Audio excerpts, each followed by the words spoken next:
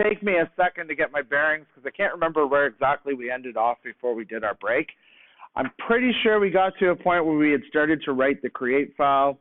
I don't know if we got validation and sanitization into it. I did notice that we did the flash notification and the form data. So those are in. So why don't we start off right off the bat by loading up WAMP. So just go ahead and open up WAMP or XAMPP if you're using XAMPP. And we'll get that thing opened up. Why are you guys all sitting way back there? I mean, it's not a problem. You can sit where you want, but it's just so weird that you're way back there. That guy's like way back there. You can't see me. All right. I've got WAMP open up. I'm going to navigate to the directory so I can get the actual working directory. And the easiest way to do that is to click on the W and choose the www directory, because that takes us right to the working directory, right? The one that actually the Apache server has access to.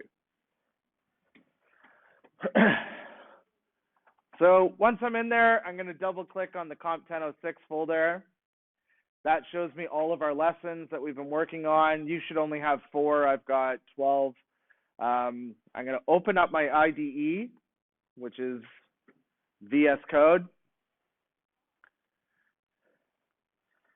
And I'm going to open up the File Explorer, and I'm just going to grab the directory that I want, which is this Lesson 4 Tuesday, and I'm going to drop it into the IDE. And the second I do that, it should open the project up for me inside the IDE. And sure enough, it is, because there's all my files.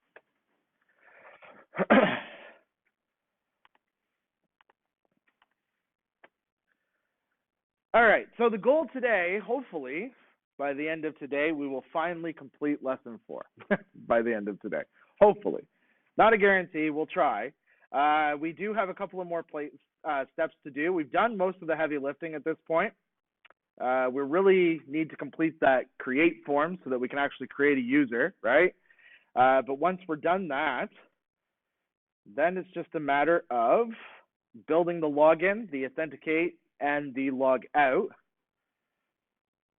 And that's it. That's all of Lesson 4. And if we get it done early, then we'll just leave early, because that's now Lesson 4, 5, 6, and 7.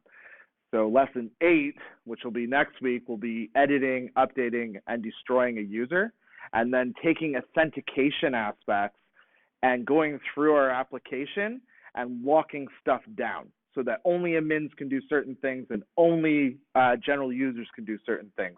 But we'll do that next week, because we're going to build some functions so that we can use some common functions so we don't have to write the same code over and over again. And we might also go through our current code base and clean some stuff up, because today you're definitely going to see some redundancy. So we want to make sure we get rid of redundancy as good little programmers. What I will say, though, is that a lot of programmers, a lot of companies, they like to build in iterations. So especially the company that I work for, they aren't so much keen on your code being perfectly clean. You know, you've built classes, you've done like the solid principles, or you've done, you know, the gang of 4 principles, or you're using design patterns and stuff like that. They don't care about that on iteration 1, because iteration 1 is, we want a working prototype as fast as you can humanly build it, which sometimes just copying and pasting chunks of code as quick as possible to get it up and running is where you're at. Then you go back and you start to clean up different components and make it more reusable. And then you go back and start to build it so that it's more scalable, right? So it's not uncommon for code to go through 3, 4 different cycles of revisions. That's a very common practice, actually. So our code right now, we can kind of consider this like the prototype phase. We're just building as fast as possible to get something on the ground. That's really what we're doing. So we're not focusing as much on, you know, keeping our stuff dry, which means like don't repeat yourself. As you notice, we haven't built very many functions in this class, right? Normally that would be your first go-to. The second you write anything twice, you build a function. That's usually a common practice. All right, so let's see where we're at. So let's open up our internet browser and we'll see the current state of our application. So to get there, we go to localhost. Come on, Parallels. kick in a little bit more. There we go, COMP-1006. I'm going to hit enter, and that should load up into where all of our lesson files are. And I'm going to click on the lesson 4 folder. You should only have one. I've got 12. And I'm at my website. Cool. You shouldn't have any errors, right? Let's just make sure some of the basic things are working. Go to users, click on view all users, and you should see a list of all the users, right? Everybody got that? You don't have that? Are you shaking your head no, or are you saying yes? You've got that. Okay, cool. This means no. That's why I'm asking. Okay. Now click on any one of the users. So click on Clint, and we can see his derpy face here, right? And that should work, and you should have the picture, right? So that's users. So we have done basically the first component of CRUD, even though we didn't do it in order, right? So we've got CRUD, C-R-U-D. CRUD is a design pattern. It is not specific to PHP. It's any dynamic web-based kind of application. It's not even necessarily just web-based applications. If you think about it, if you play Doom, right, and you create that new character, well, that character gets stored inside a database within Doom. It might be just a very lightweight file system, but it does get stored. So the whole idea of CRUD still exists, even in games, in applications like Illustrator and stuff like that. The CRUD idea still exists, right? So this is the one we're working on. We completed this one, read. So that's where we see one user, or we can see all of the users. That's our read component. So now we want to do this one. We did the first part of this. We created the form, right? So now we can at least submit a user. Now we just need to complete the actual create functionality so that it takes those details and then adds them to the database for us. So let's see where we are with that, because I can't remember where we left off. I think I gave us 2 ways to get there. You can either click users and create a new user, or you can click register. Either one works. Goes to the same page. And let's just test that we actually created a validation.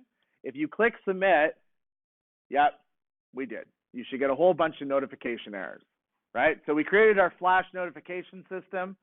The reason why we call it a flash notification system is because it's a flash of information, but the second you refresh or change pages, that information disappears and it's gone. That's why it's called flash notification, because it's a flash of information. So that's cool. So we have our error handling. Let's go ahead and fill out our form.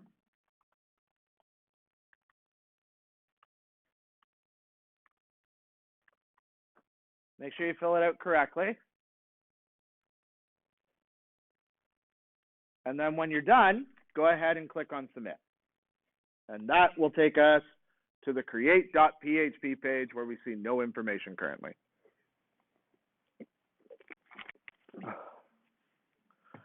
So that tells me that we didn't complete the insert into the database or the successful redirect. We still need to do those. That's what that's telling me. So if we go to our IDE, and we can start right at that page. Let's go to users, create.php, and we'll open that guy up. And because it's been 2 weeks, and if I'm correct, when we did code this, we coded it in like the last 20 minutes of class, which means we kind of bulleted through as fast as possible. Let's talk about this script a little bit so that we can kind of have a refresher of what we did. So the top part, we added our config file, right? You'll remember that the config file is what we're using to normalize our paths. So basically all of our path information starts at the root of our application. Super important, make things handy, especially when we're including other files. We have our connection script. That's what's allowing us to connect to MySQL and go ahead and return back a connection. Actually, that file just gives us the function that we created. This is where we call our function, which actually commits the connection and brings us back a connection variable. And that variable we can now use within our application to be able to connect to MySQL and do whatever it is we need to do. Then we have our messaging system. So we talked about superglobals, right? We talked about how session is a persistent superglobal. Session basically means that any data stored in there will last for the entire lifespan of the session. Does anybody remember, I know it's been a couple of weeks, but does anybody remember when the session gets destroyed? At what point does the session finally get destroyed? What action do you have to do in order to get rid of that session? The physical action. You're going to close something. What are you going to close? No? Yeah, your browser. Exactly. You're going to close your browser. The second you close the browser, the session is done. Not the tab, right? So these are tabs, right? These don't count. If you close these, the session is still alive. Session is still alive. Session is still alive. It doesn't stop until we hit this X. Once we close the browser, the session is destroyed. And once the session is destroyed, then all of that data is gone. Now, you can physically destroy your own session from the browser. You can actually go and remove all of your session data directly through the inspector panel inside your browser if you ever decide to. The reason why you might want to do that is when you're developing and you don't want to stay logged in because you built this feature that keeps you logged in, and you don't want to stay logged in, you want to make sure that you're logged out, you might go destroy your cookie to get rid of that session, right? Especially if you haven't built out the logout yet. So that would be one reason why you might need to destroy your session. And we might actually show that today. So we have this variable that's persistent, will last the entire lifespan of our whole application. We created a key inside of it, right? That key, we gave it a value of an empty array. And inside that empty array, we're going to store types and messages that associate with that type. And we looked at what that structure looks like. It's basically, I don't know if I need to come back this way, maybe. So we have the flash, right? Which points to this empty array here. We might have danger, which will point to a bracket of messages, like an array of messages. And we might have info, and it does the same thing, and success, and primary, and all of those. The reason why we're calling this one danger, for example, and info, those aren't accidental. We're doing that intentional because we're actually using these words to create a style class that automatically triggers Bootstrap's notification design pattern, right? So when we look at these, for example, you can get the list from Bootstrap itself under their documentation. You go to components and alerts, you can see this is what we're replicating, and each of these get replicated because we use their keywords like success, danger, warning, info. There's also light and dark. So if you use those, you'll replicate these alert colors. This one almost seems absolutely useless. It's basically white. It's not quite. No, it's white. Yeah, it's white. That is a completely useless one. All right. What's that? Eggshell. It's eggshell. Yeah. All right. Next, we created an errors variable, and we gave it an empty array. And the idea is that as we go through and validate our data and we find an error, we'll just shove the error into there, because we don't want to stop an error handle for every single error. What we want to do is accumulate some and then hit a point where we will evaluate that. And based on whether or not we have errors or not, we will kick the user back to the form. So the first thing we validated was we checked to see if any of the fields were empty. And it was so funny. You write something in the moment and you don't really pay attention, and then you realize how bad it was that you wrote. And what I noticed was I created this wonderful structure called required, and I gave it all of these keys, thinking I was being smart because I was going to iterate and make it super easy on myself. But I spent all that time writing all of those fields out. But those fields already exist. Where can I get those field names from that already exist in our system? It came from our form. When we hit submit, there was a super global that contained all those fields that got passed over with our form. Does anybody know what the name of that super global is? So we have session, we have get, and we have, starts with a P, post, right? The post one. The post one will actually contain all of the field names for the form. And we intentionally made it so that all the field names were the same names that you see in that list. So what we can do is you can leave that if you prefer that because it's more informational to you. If you want to tighten up your code a little bit, we can tighten that up right now. I will comment it out for those of you that want to keep it. For those of you that don't, you can just delete it. We're going to change the word required here to underscore post. And then we're going to add one little extra piece to the end of this for each. And that is the fat arrow pointing to value. So what will happen is the post, right, is our super global. And that super global is equal to an array, an associative array, right? And in that associative array, we have keys, right? So like K1, K2, so on and so forth, and they point to a value. Each one of those. And that's the actual syntax. And what's funny, if you look at the syntax for our for each loop, it's essentially the same syntax with the arrows and everything. So field in this scenario would be K1, and value would be the first value on the first iteration.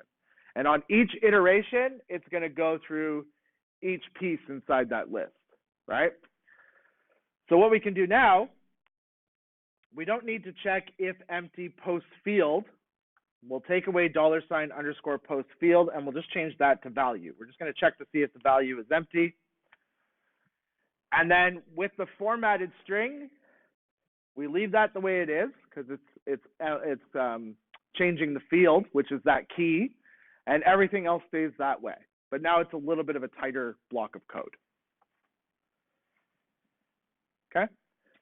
If you're not entirely sure what we did there, then just leave required in and don't bother changing anything. All right. Anybody still making that change before I scroll down? Yeah, okay, I'll scroll it up just a little bit. There. So in step 3, so that block was to verify whether any of the required fields were empty. And the reason why we can just iterate through the post is because every single field in our form is required. So that's totally fine. If we didn't want to do that and we had some fields that weren't required, we could actually remove them or ignore them from the post. Our next check was to check to see if the email was in the correct format. So the correct format of an email is the symbol name, right? So for my example, for my email would be Sean.McKinnon. That would be the symbol name at the beginning. The @ symbol, right? Then the domain name, so Georgian College, and then your extension, right? So .ca would be your extension. So those 4 pieces have to exist in order for the filter validate email to be true. As long as all of that is true, then you're good. Because we want to add an error, we want to reverse what this returns. So this is going to return true if the email is valid, but we want the logic inside here to execute, so we force it to be false, right? So that way, if it's false and your email wasn't formatted correctly, that will actually create a true value, which for some people just blows their brains. Totally blows their brains when you start getting into conditional logic.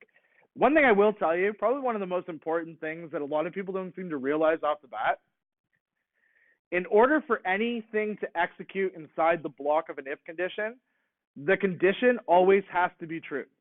It can't be false. It just can't be. Like, it's not allowed whatsoever. So when you're looking at a condition, you're really reading, does this evaluate to true? Even if it's false, can I force it to evaluate to true, right? That's really what you're trying to do. And that's every programming language, right? And then I wrote this on the same line. And I know some of the students in the Mondays class are not very big fans of this single line if conditions because they find it confusing to tell where the block ends. So I'll fix that. I'll move this down and I'll add the curly brace there. And I'll add a curly brace here as well. Or fancy brackets or mustaches or whatever you want to call them. And then it's a little bit easier to read. Part of that comes from just being prototypal and being lazy and writing really quickly. Even if I refactored, I wouldn't change that. And then the next one, so that one verifies whether the email is in the valid format. The next one verifies whether or not the two password fields they filled out match. And not just match, but strictly match, right? So strictly match means that not only are they the same value, but they're also the same data type, right? That's what strictly matching means. And they do, and I'll correct this one as well. We'll put the curly brace there. Whoops. The reason why that happens to me is because on Mac, to move to the end of the line, it's Command and right, which to you would be the equivalent to you hitting the Windows key and right, which takes your whole friggin' screen and shoves it over to the right side of the display. But I forget that because I'm jumping between Mac and a whole bunch of different things. All right, so step 4, we are verifying that the address and password confirmations match. Simple logic. You've probably written this type of if condition before. Does this thing match this thing? Actually, in this scenario, we're trying to say, does this thing not match this thing? Because if it doesn't, then we want to add an error message, right? Step 5.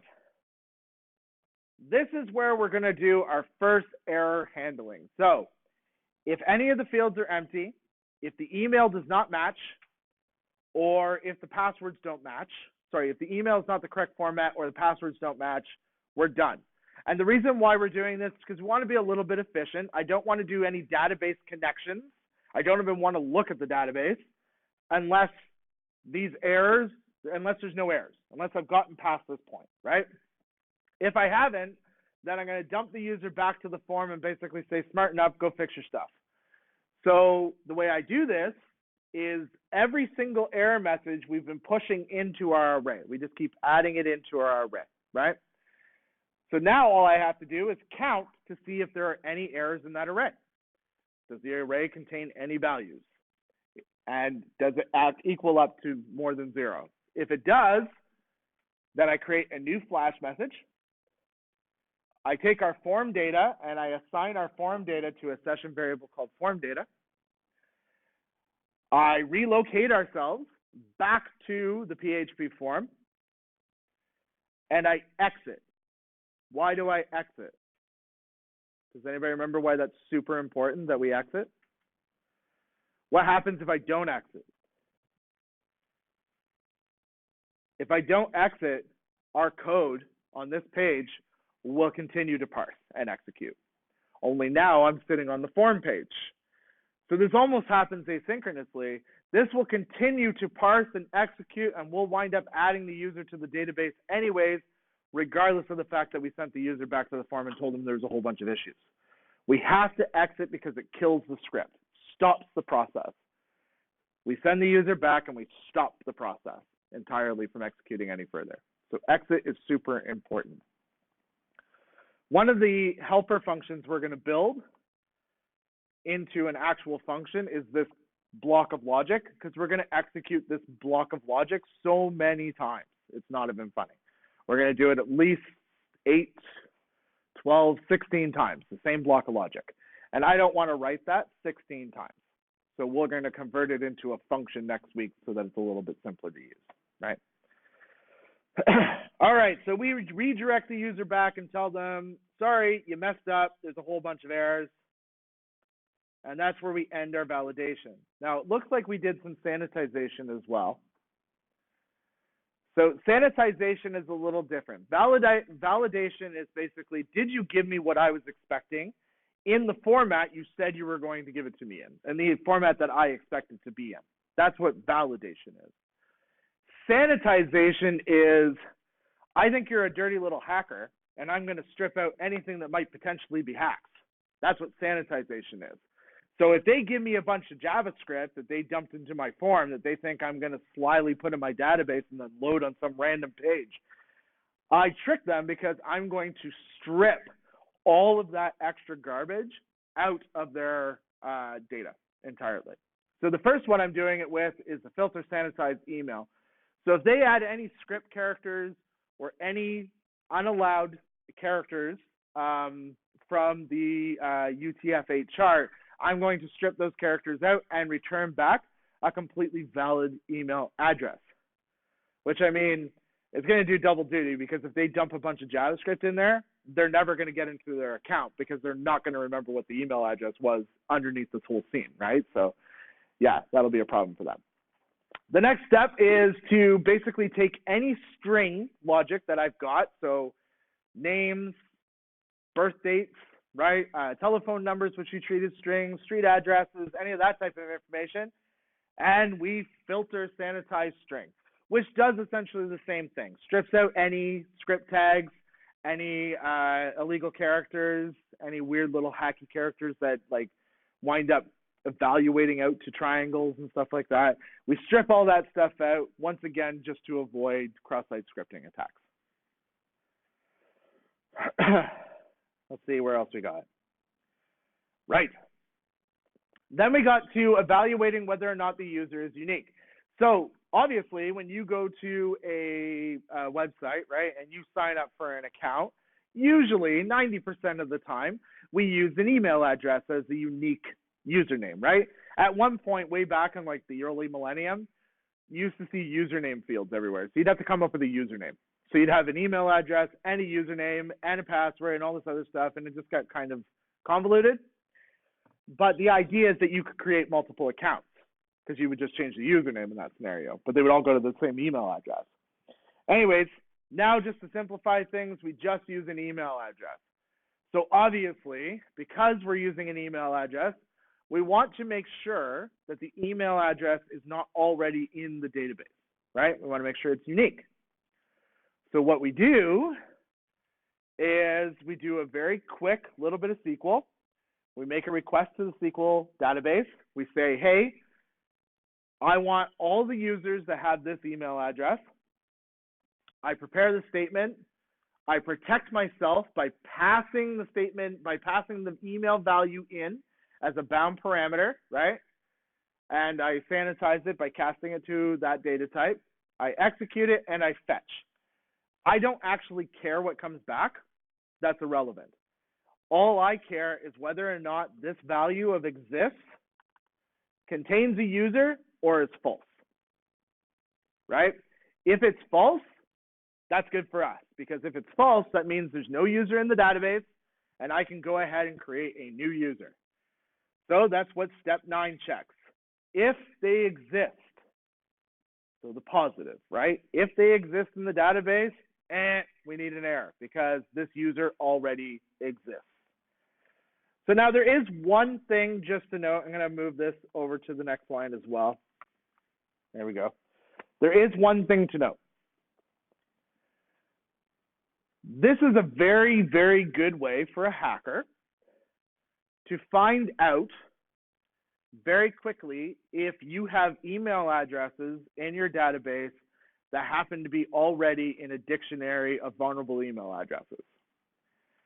So what a hacker will do is they will consistently fill out your form with email address after email address, and what they're looking for is whether or not that email address exists.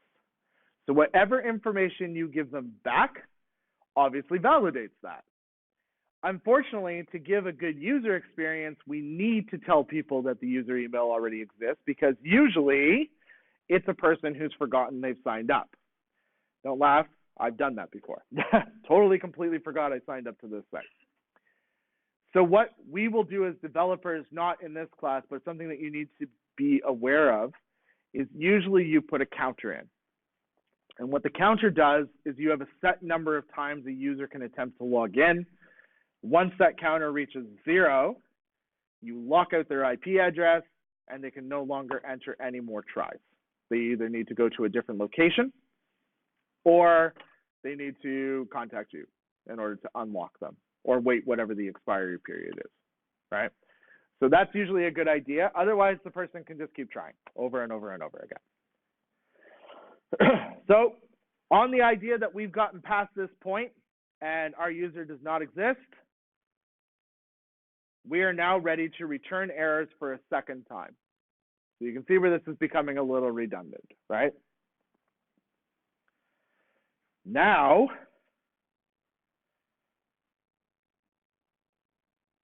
oh, well, that's done. Now we're at step 11, step 12, and step 13. Cool. We've made it very, very far. Any questions whatsoever about the current state of our script? No? All right. Then let's write the user to the database. I mean, that's really what we want to do. We actually have a couple of steps we need to do in order to do that, though. We need to create some better data here. Hold on. I just want to find where my step is before we just do that. All right, here we go. First thing we're going to do is write the actual SQL statement itself. So I'm going to do $SQL, right? Can you guys see that from way back there? Or is it a little tough? Yeah? Okay. If you can't, move up. So we're going to write an insert statement. Now, have you guys inserted any data in SQL? Awesome. So this should seem very easy. So the command is insert into, then you give it the table. So the table is users.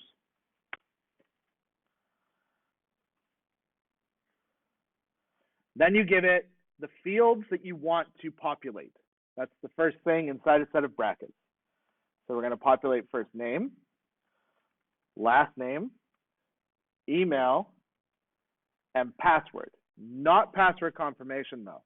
Password confirmation is purely for us to validate that they entered the password incorrectly.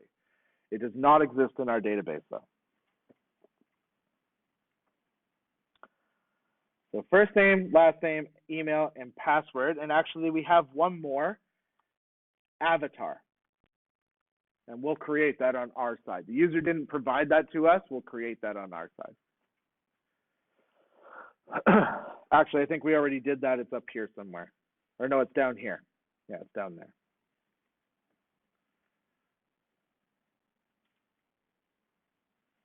All right. Then we have values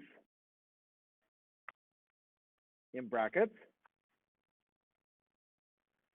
And this is where we're going to put our bound parameters. Now, bound parameters always start with colon and then the name of the parameter, right? It's essentially like defining a variable. That's basically what you're doing. You're defining a little placeholder for some value. So it's basically all 5 of those. So I'm just going to literally copy all 5 of those. Control C. I'm going to paste them into values, Control V, and then I'm going to go put colons in front of each one of them.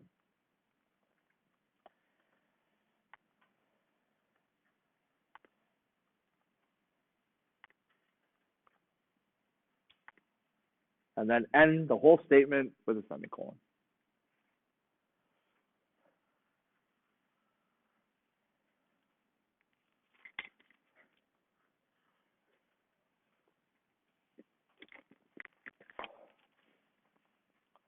So it's quite a long insert statement. 5 fields in total that we're adding. And you may be wondering what's happening to the role that we created way back the role will auto-create itself as a default value based on the way we set up our MySQL table. The MySQL table will immediately make the role a general user. So if it's anybody signing up into our system, they're immediately a general user. If we want to make them an administrator, currently we have to go into the database and change it ourselves. Usually this is handled by something called seeding, which would allow us to seed the database with an administrative user. All right, next we want to actually define the avatar, which is way down here. So I'm just going to delete some lines and bring this up. There we go. Actually, I'll even move this statement up above it. There we go. That looks a little better. So what the avatar string is it's really just a URL. That's all it is. It's a URL pointing to the adorable API. This is the thing that actually creates our avatars, those weird derpy faces you see. And then we're giving it, because we're using a template string here, or a string interpolation, and we're giving it our post email that defines the unique value of what the avatar looks like. Very simple, not too complex. So our next step is the password. How many of you heard about, just out of curiosity, about the big scandal that happened with Target, where their entire database got downloaded and it contained, instead of hashed passwords, it was raw text passwords? Nobody heard about that? So think about Target. Target's not big in Canada. I don't know how, well, it was big for a very short stint and then they left. But do you guys have Target in India? Probably not, right? I think it's a United States thing. I think it's pretty much just the United States. It's basically like Walmart. It's almost the same as Walmart. Anyways, somebody hacked their database, downloaded the whole database, and every single password in their database was in raw text, which means if your password is Bob's your uncle, it was Bob's your uncle in the database, which means like that was a hacker's dream. It was like 1 million+ accounts that they pulled, all with raw text passwords. I mean, that went into the vulnerable dictionary like immediately, right? Just pump that thing full of raw passwords. What an unfortunate predicament. So it is our responsibility as developers not to do dumb things like that. So the cool thing is PHP makes it very easy. Some languages don't. Like if you were to do this in C++, you would have to go and take that password. You would have to create a hashing library and hash the password on your own. You'd have to do 4 years of computer science school so you know how to do that, and then put all that together. PHP, very, very simple way to do it. All we have to do is we're going to create a variable called password.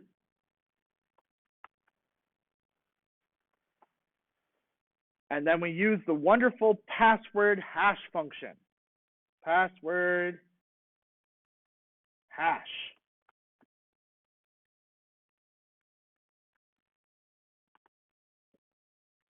And the password hash takes 2 arguments. The first argument is your raw text password. Sounds complicated? Really isn't. We already have it. When the user submitted their form, their password value comes to us as raw text. Don't tell them that. Freaks them out. But it does. It has to, right? So what do? We take that raw text password and we pass it to the password hash so that we can hash it.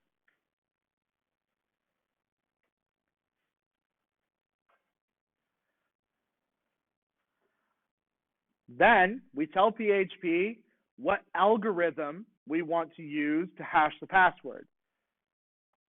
We're just going to use the default one.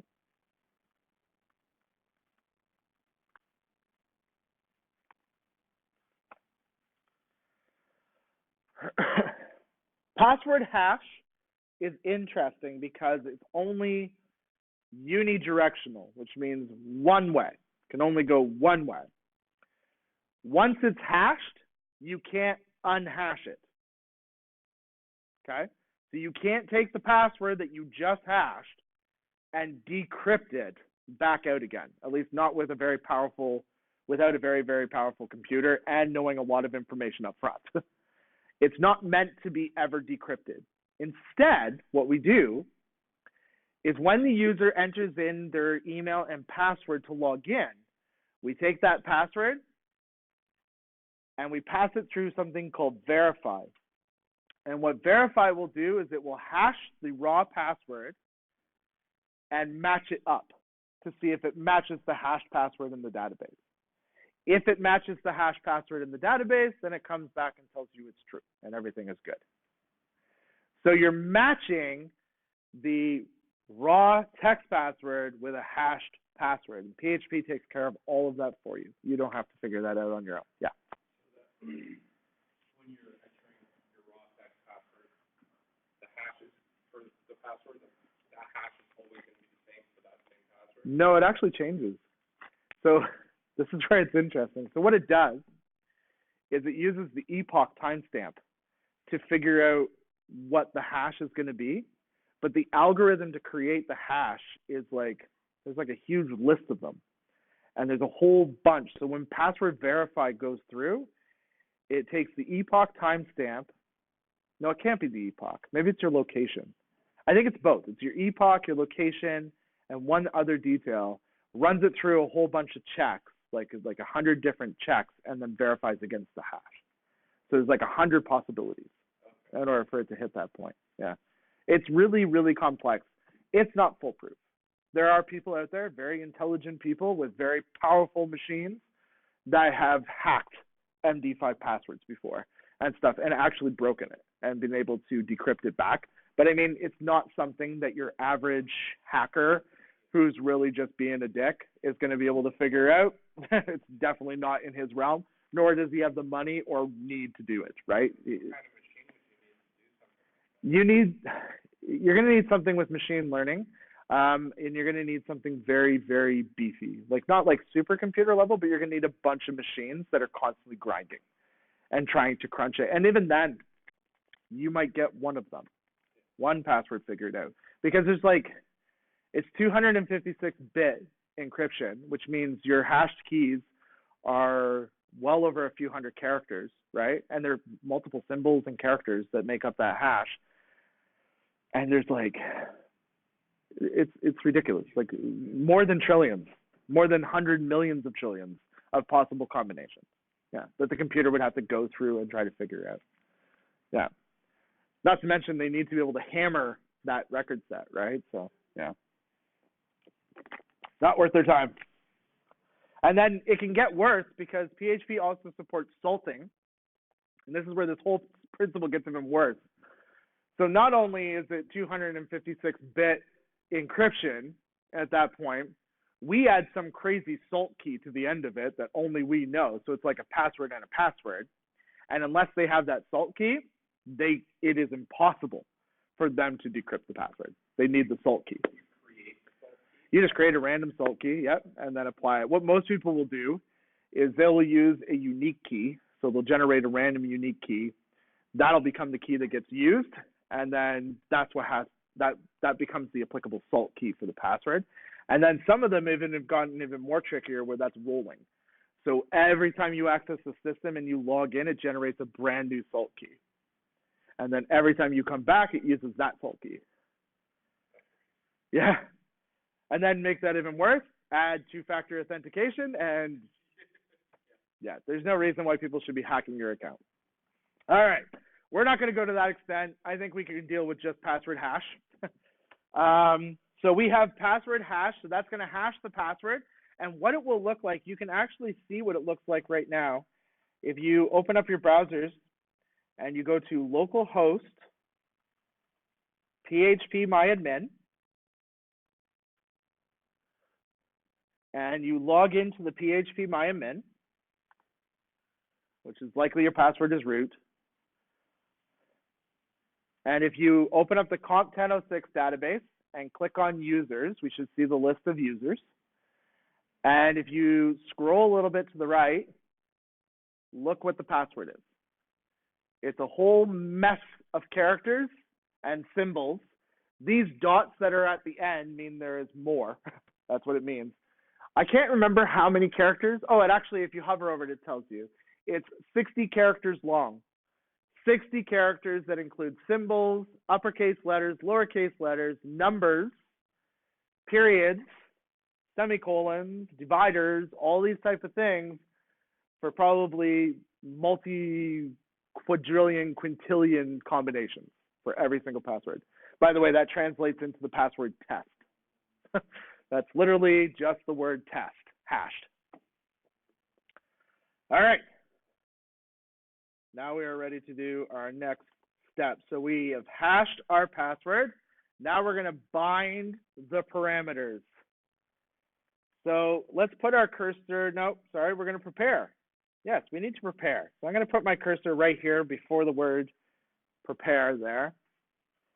And I'll type this in. So it's $STMT equals our connection, so $con, skinny arrow this time, prepare, $SQL, semicolon. So that's going to take our SQL statement and it's going to prepare it and say, okay, I've prepared it. I've got 5 placeholders and I'm now expecting you to give me 5 values to fill into these 5 placeholders. So I'll put my cursor beside the bind the parameter and we'll bind the first parameter. So I'm going to take $statement, say bind param. So this says take the statement and bind this parameter to it.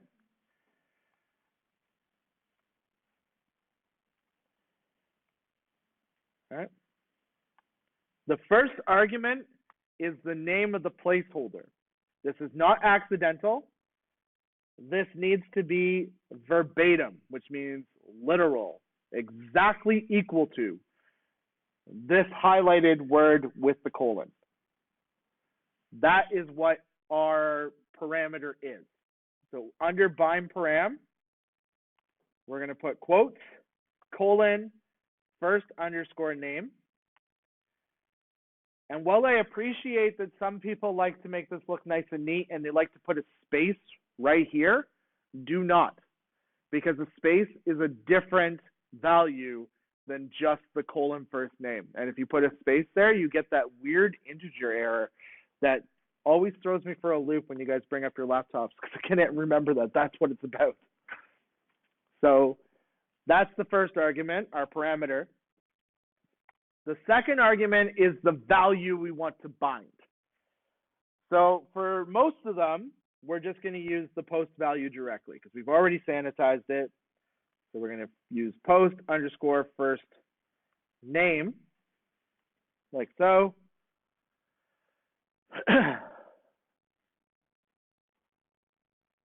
And then the last argument is the data type we want it cast to. And I was reading a little bit more into this because I have a student in the Wednesday class that was asking a little bit more about the science behind it.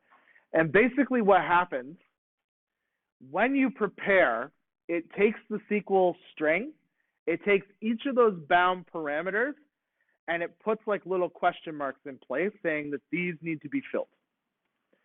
Then, when you bind the parameter, it looks for that placeholder. It takes the data type that you told it it's going to be, and it casts the value to the data type. So if you were to put a number 1 here, but we told it was a string, it would pass a 1, like a quoted 1, a string. If you passed your name here, but you told it was going to be an integer, it'll return back nan because words can't be converted into numbers. So it will turn back not a number, which incidentally is a number, technically. So it'll return back nan. What that's doing is it says, yes, Mr. Hacker, you can dump in all the raw SQL you want to, but no matter what, I'm going to cast it to a string or I'm going to cast it to an integer, which means it won't get parsed. So that's literally what it's doing. So that's our last spot. We're going to define our casting data type, which will be param string.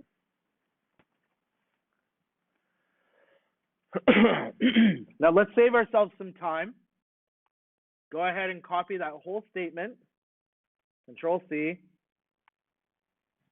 go to 110 and press paste, and then just change the word first name to last name.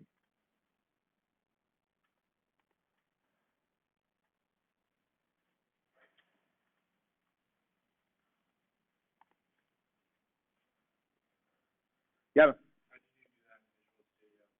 Change it so that you're changing the two at the same time? Double click this so it highlights. Yeah. Then hit Control D and it will select the second one. Yeah. And then change them. Perfect. And you can actually even make it more, so that is unfortunately case insensitive. So anywhere you have last name, it will select it even if they're capital. But what you can do in Visual Studio, which is kind of neat, you hit Control F, and these are your modifiers. And you can say only match the case.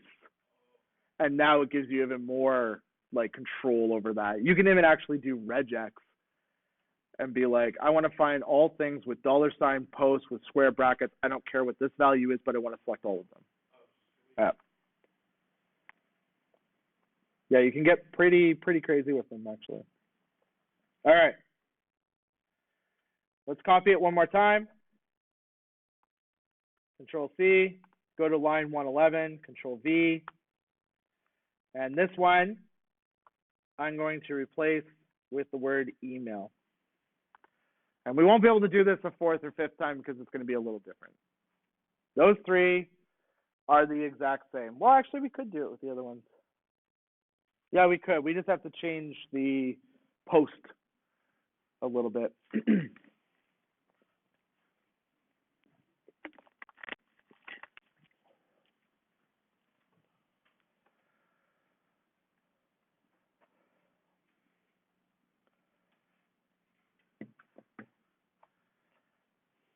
All right. On line 112, I'm going to paste again. This one is going to be avatar. Don't worry about this post. We're going to highlight that and change that out to the word avatar. And then I'm going to do the password one as well. Change this to password and change this out to $ password. And then make sure I save with Control F. So 5 bound parameters all together, all on their separate lines, all with their own casting. And then our last step is to execute. Right? And execute is very easy. It's $STMT, skinny arrow, execute. Spelled with actual words in the English language. Execute. There we go. Kind of goofed it up there at first.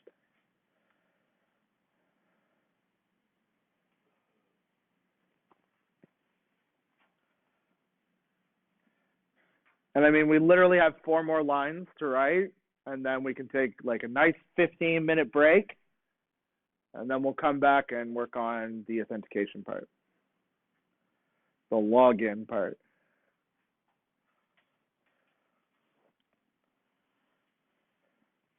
Just out of curiosity, how many of you are feeling more comfortable with the PHP syntax? Are you finding it easier, or is it still kind of tricky? Yeah, some of you find it easier? How many of you like Java better still? Wow, so many people. How many of you much prefer anything other than Java? Yeah, same. In that same boat. I don't mind compiled languages. Compiled languages are okay, like Java. I think one of the reasons why a lot of people like Java is because the IDEs are super helpful. And you can do, like some IDEs and support drag and drop where it fills code for you and stuff like that. I don't like hand-holding, like not even a little bit. So I like to get into the nitty-gritty. So yeah, that's probably why I would prefer this. Anybody still typing this out? No? I want to scroll down a little bit. Can I scroll down a little bit? Yeah? Okay. I'll scroll down like 4 lines. There, I'll leave those 3 up there. All right, so we still need a success message that we want to send back. So what we'll do is we'll just add the message directly to the session variable. So we will say $_session in capital letters / right, square bracket, success equals, nope, wait, 2 more square brackets, sorry, because it's an array, equals user was registered successfully. So that'll create a nice flash message for us. You don't have to say that. You can say whatever you want.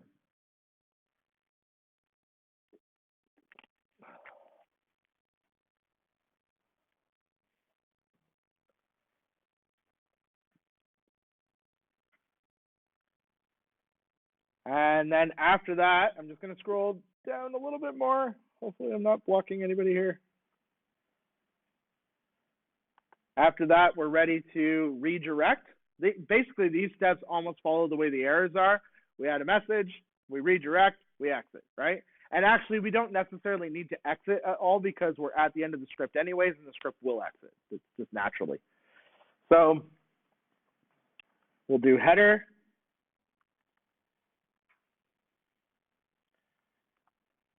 And just incidentally, I kind of glaze over some of this stuff, and maybe I shouldn't, but what header is actually doing, header creates an actual HTTP header.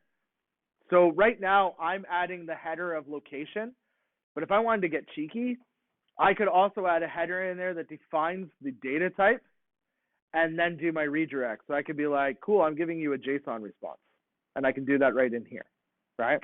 And there are times where you would do that, especially if you're building an API.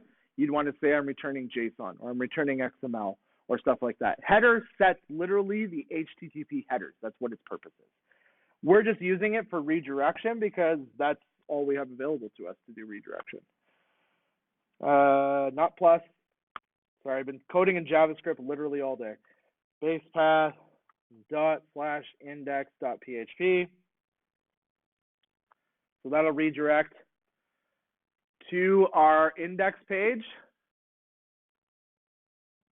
So basically, we're taking the user and we're firing them off to the index. Why are we firing them off to the index? This seems like a very goofy place to go. Cool, I'm so happy you registered. Now go home.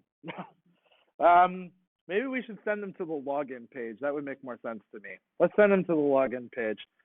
So the login page is located at /sessions login.php. Let's send them there. That makes more sense. And then just for uniformity, I'm going to exit. But if you understand what exit does and you understand why it would auto exit, then do yourselves a favor and leave it out because you've already learned that concept. I just don't like to confuse people if there's no need to. All right. We just wrote a huge chunk of code. And what does this code actually do? Well, this code is going to validate, sanitize, and normalize the user data. It's going to send back messages to the user informing them that either what they did was correct or was wrong, and these are the things you did wrong. It's going to verify that the user doesn't already exist in the database. It's going to take their password and turn it into a 256-bit encrypted password and store it. It's going to register them as a new user in our database and assign them a random avatar. And then it's going to send them to the login page where they can try out their new login details, right? Anybody still typing that out? Anybody need me to post that to Slack for them? No? All right. Yeah? Okay. I'll post that in Slack.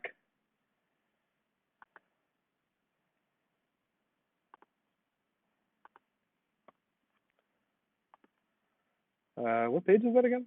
Oh yeah, users create.php. Now, just to note, I've noticed this with Slack. There's a weird thing that happens where, see how this is like an empty line? If there's an empty line, for some reason, Slack likes to insert /rn, like /rn, it's the return line character. looks like this. You can't see it, it's invisible to you, but it's a return and new line. That's causing some sort of weird error in PHP. PHP just blows up and says, what is this thing? It thinks it's a character. I don't know why. So anywhere there's a new line, you have to put your cursor, hit backspace to get rid of the new line, and then hit enter to recreate it. Just to warn you. I can't figure out how to get rid of it. It doesn't seem to be something that's, I don't know what it's being caused by. All right, save, jump over to the browser, back up to our form, and let's fill out the form. So I'm going to fill out my form, Sean McKinnon, Sean.McKinnon at georgiancollege.ca. Password is super complex, ASDF. And there are ways to actually create and enforce super secure passwords that require an uppercase, a lowercase letter, a symbol, all that type of stuff, and have to be a certain number of characters long. There are ways to do that. Then I'm going to hit submit. And the user was registered successfully. But if I attempt to log in, it's not going to go anywhere because we haven't built that part. So the way I'm going to verify that my user was created successfully, I'm going to go to the PHP admin. I'm going to refresh.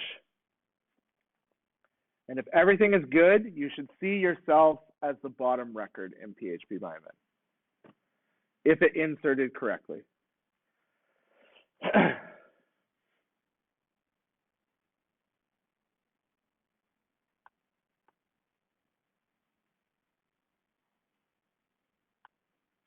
Let's see these other characters.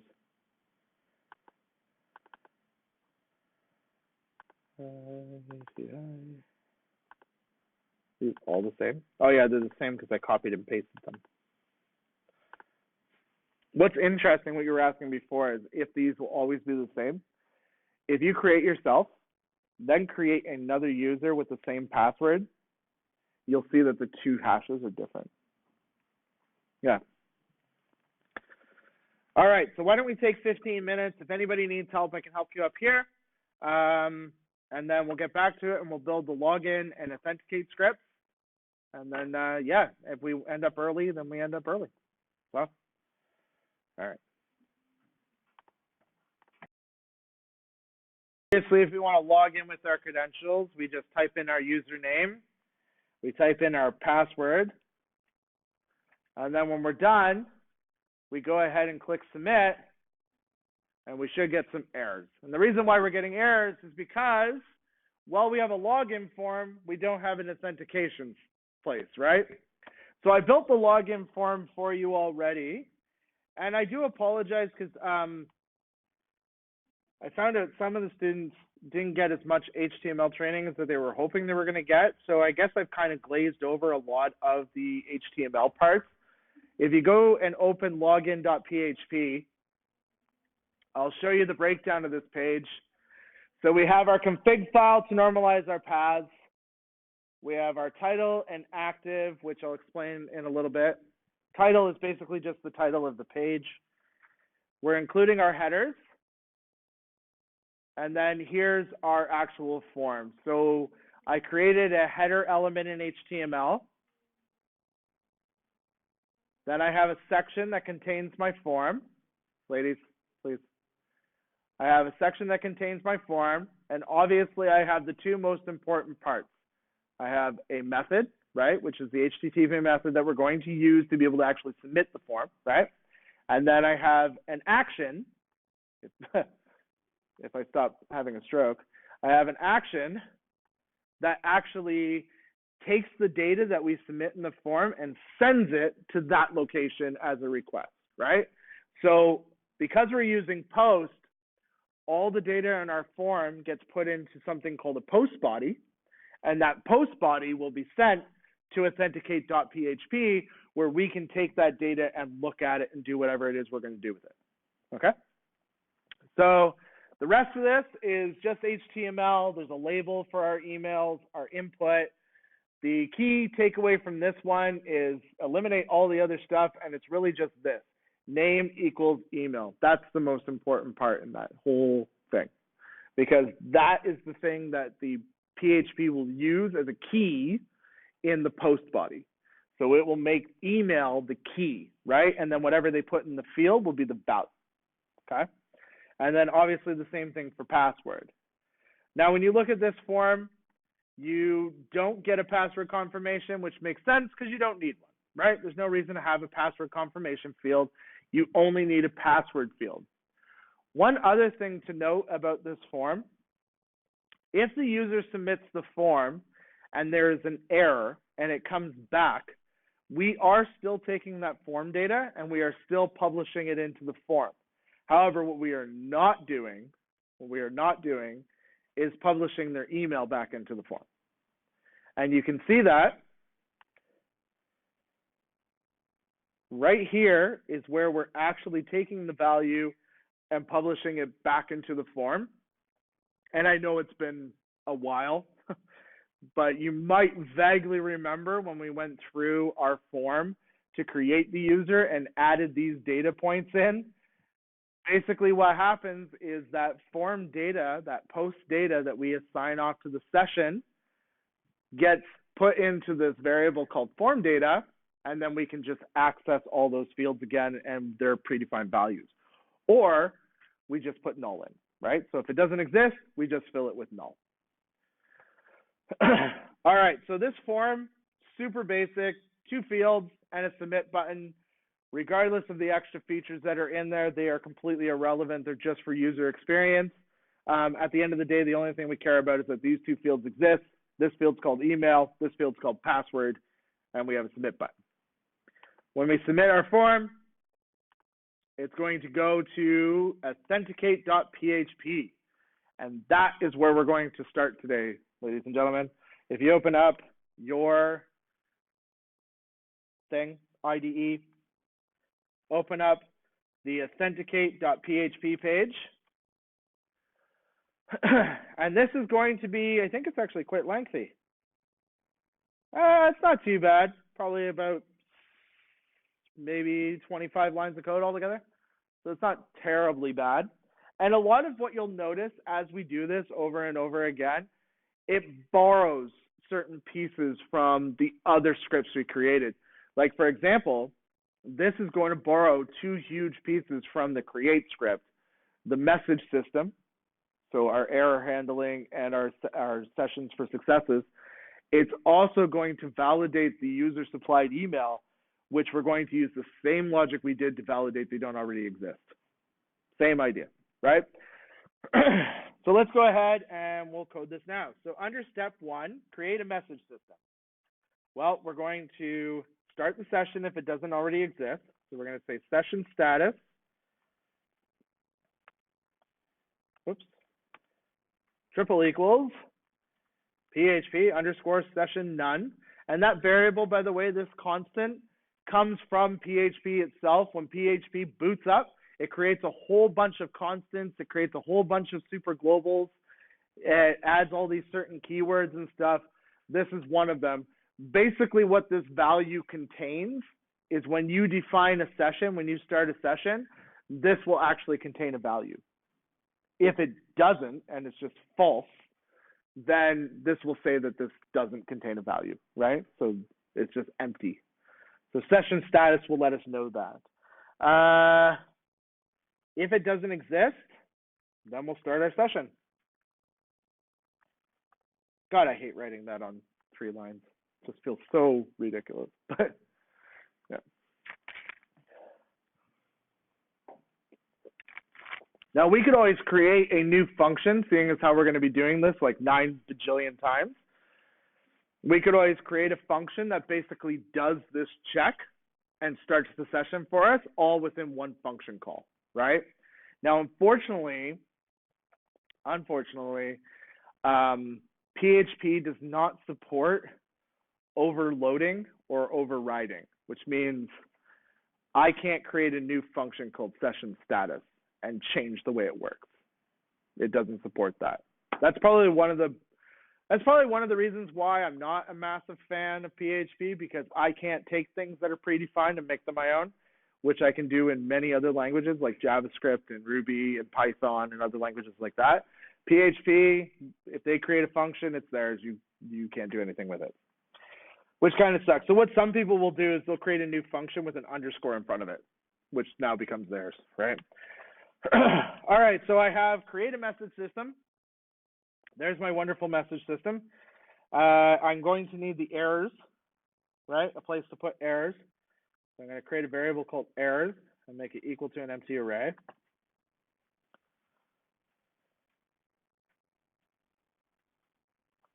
Or will I? Oh, actually, no. No, we don't. Because we are only going to have one error and one success, which we will handle in line. So don't worry about that one. We need to sanitize the user's, we need to validate the user supplied email, which we'll do the exact same way that we did it in the create script. And we'll do it all in one go. Why are we doing that like that?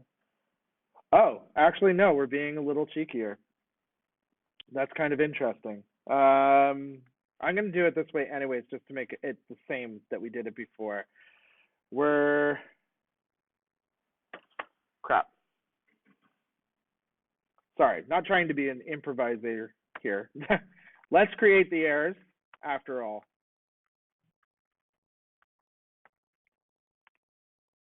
The code that's in front of me here, like the layout, is not the same as my note.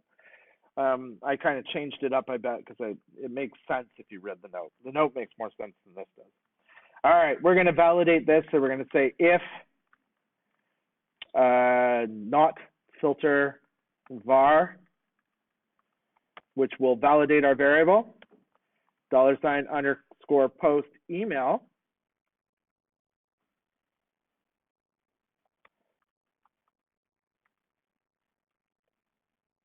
Validate email. So if our email is not a valid email, then we will push a new error onto our errors array. Your email is not in a valid format. There we go. Now, in my notes, I excluded this, which makes kind of sense because I don't really care because they're logging in. I don't really care if it's a valid format at that point. They can write whatever the heck they want. I really more care about the sanitization so that I'm not running, user input data against my database. But we'll just do it for the consistency of it being written there anyways.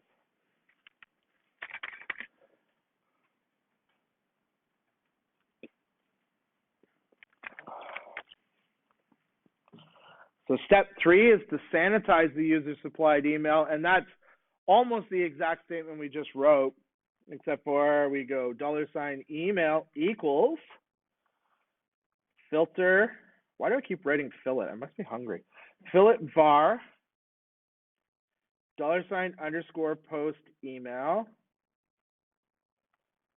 filter sanitize email.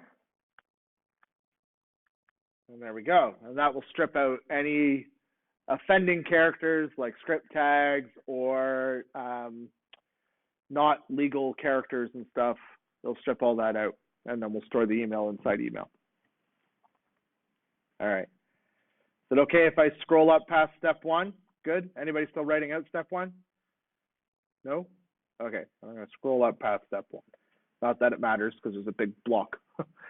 All right, so you'll notice we're not passing the password to our SQL query. What? What are you talking about? Oh, that's for the stuff after. What's the point in saying that now? I'm going to collapse that because it's completely useless information.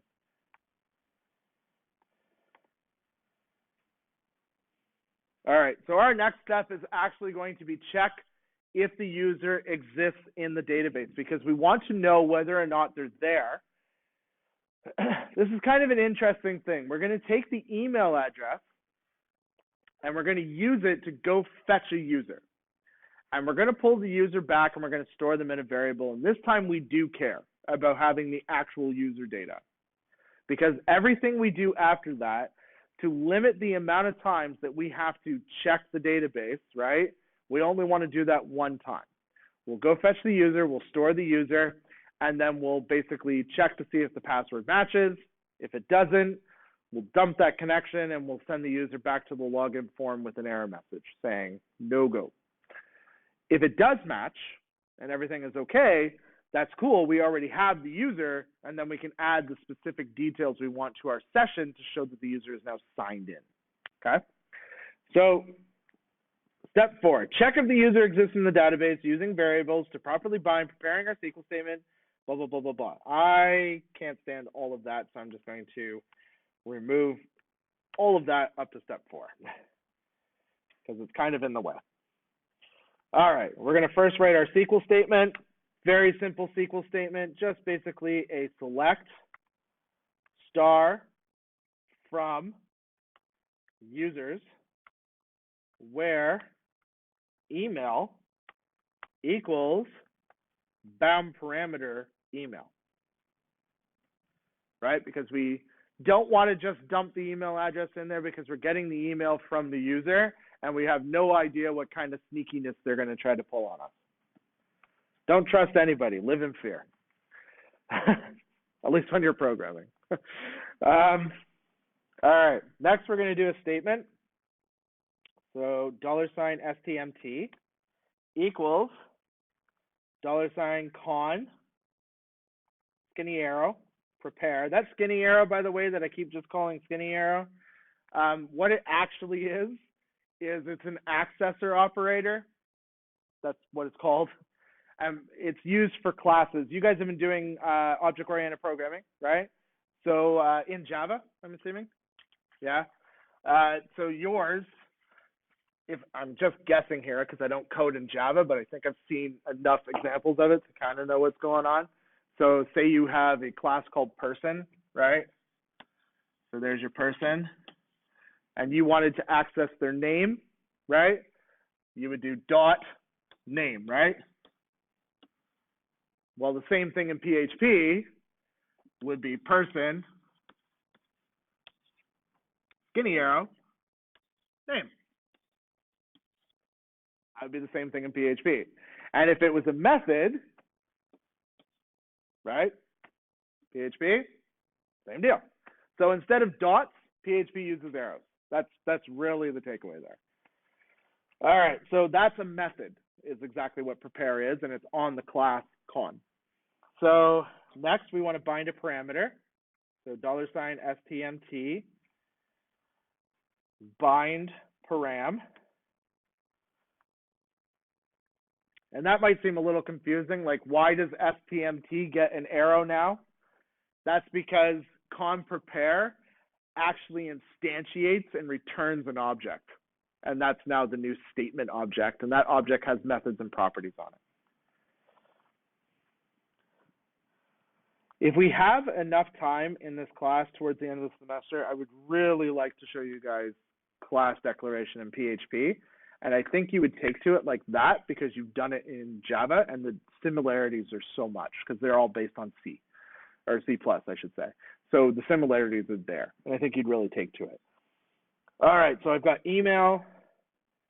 I'm going to bind the value of email that I'm getting from up here where I sanitized it. And I'm going to make it a PDO param data type of string. Even though that looks more like a data type of stir. Just stirs and ints.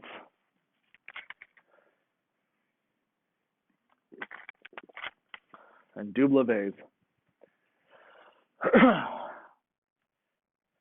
All right, next we want to execute. STMT, execute. I hate how the suggestion box just pops up and blocks all the code I just wrote. Makes it very difficult when you're teaching people code and everything's getting blocked by the hinter. So we wrote our select statement. We prepared our select statement, which set this thing as a bound parameter waiting for a value. We bound the bound the value to the parameter and casted it to a string. And now we're executing that whole statement, which is all nicely prepared. We're now sending that statement off to SQL and saying, go ahead and execute this thing. SQL doesn't give us any response, nothing happens. So we got to go ask it again. Hey, you know that thing you just did? Can I get the result? STMT, fetch. Give me back the result. Fetch and fetch all are very different. Fetch returns just that row. So it'll return that row as something called an associative array. I've been calling it a hash because in many languages that's what it's called, but it's in PHP it's called an associative array. And what that basically means is that the keys can be strings, right? They don't have to be indexes. The keys are strings, and then they have values, right? So what this returns back is the entire SQL row as keys. So each column inside your MySQL becomes a key inside that associative array, and each value inside each one of the columns becomes your values in your associative array. So basically it takes that SQL row and turns it into a programmatical structure known as an associative array. And many programming languages do that with database information. Ruby converts it to a hash. JavaScript will convert it to JSON, but that's usually you doing the conversion. It just depends on what language you're working in, what kind of object you will get back. In fact, to be fully honest with you, by the time you get out into the industry, you'll write all your SQL in this class, your relational database class, maybe 2 more classes, and then you'll probably never write SQL again because you'll be using an ORM or an ODM, and you don't write SQL. It's just not a thing. Because ODMs and ORMs make it so much easier, so there's no point. All right, so I've got user. I think I have user. I don't necessarily have user. We need to do step 5, which is check to see if the user is there. So it says check the user exists and the password is correct. Password verify will evaluate the password against the hash. And we're basically doing security by obscurity. And I'll explain that in a second, what that means. So we're going to do a double if condition here. We're going to do 2 checks. We're going to say if exclamation mark user, which means, so this basically says if there is no user, right? Which means the value in user is false, null, undefined. I think that's it because PHP actually evaluates 0 as 0 and not false. So false, null, undefined, nan. I think nan also is one. If it's any of those type of things, basically not a user. So if there is no user, or, that's the double pipe characters, or, exclamation mark, password verify, which is a function, or password verify, and we give it 2 arguments. We give it our raw text password, so $_, what's happening here? I'm typing characters, and now I have a bouncy ball. All right, _ post password. So the first argument is our raw text password, which we're getting from our post object.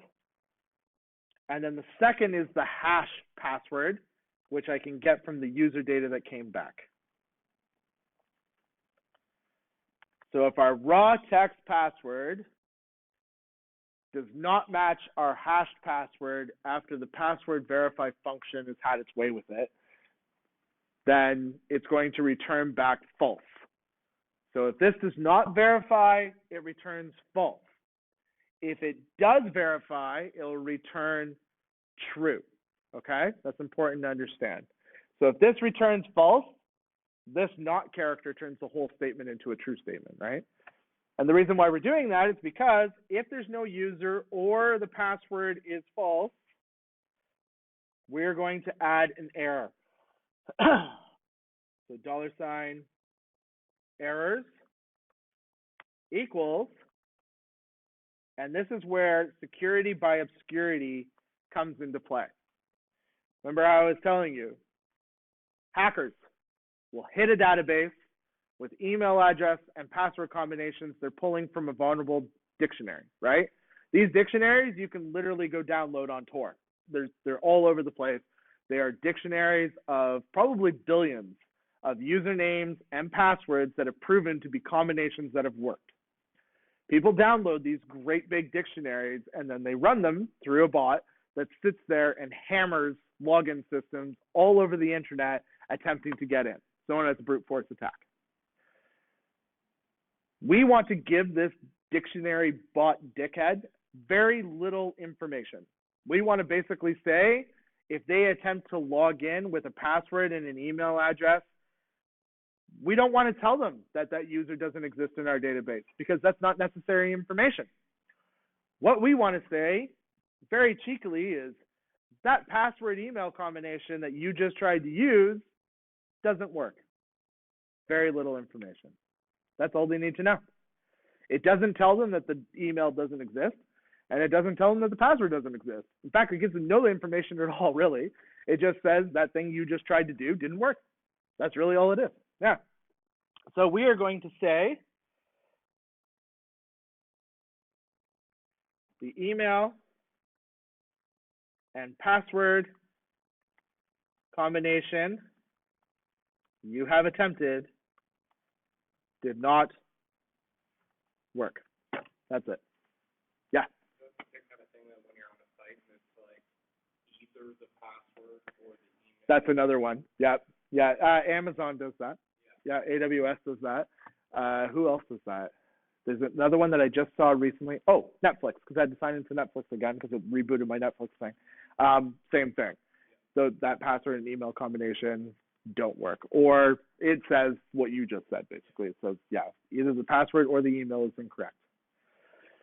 And it seems so ridiculous, right? Like these guys are hitting these systems with, 600 Lambda functions running on AWS, just hammering, a login form, right? And you're returning back, yes, sorry, that combination didn't work. Just no information whatsoever. Yeah. Okay. So now we have a potential chance to have some errors, right? So basically what we want to do is if we have any errors whatsoever between these guys or these guys, we want to tell people. Well, we want to tell the person. So we're going to say if count $errors, so we're going to count the number of errors we have, is greater than 0, which means, yep, you got errors. Then we'll set a session /message of type danger. Don't forget this little empty set of square brackets, which is our way of pushing a new error message on. Equals, oh, actually, sorry, we don't need to do that. We just need to go equals $errors because errors is already an array, so we're already fine. So you don't need that extra set of little square brackets at the end. Just $errors. We'll return back the form data as well, because we might as well. Which is, it's so easy to do anyways. Just make it equal to the post. Then we'll relocate them.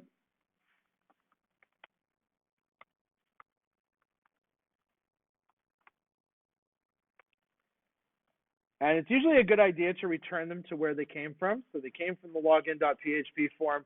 So we'll return them back. It's a public page anyways. So we'll just return them back to the public page.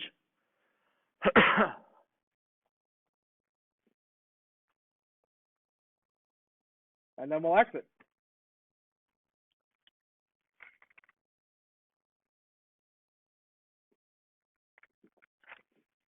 Cheekiest thing I'd ever heard about in my life.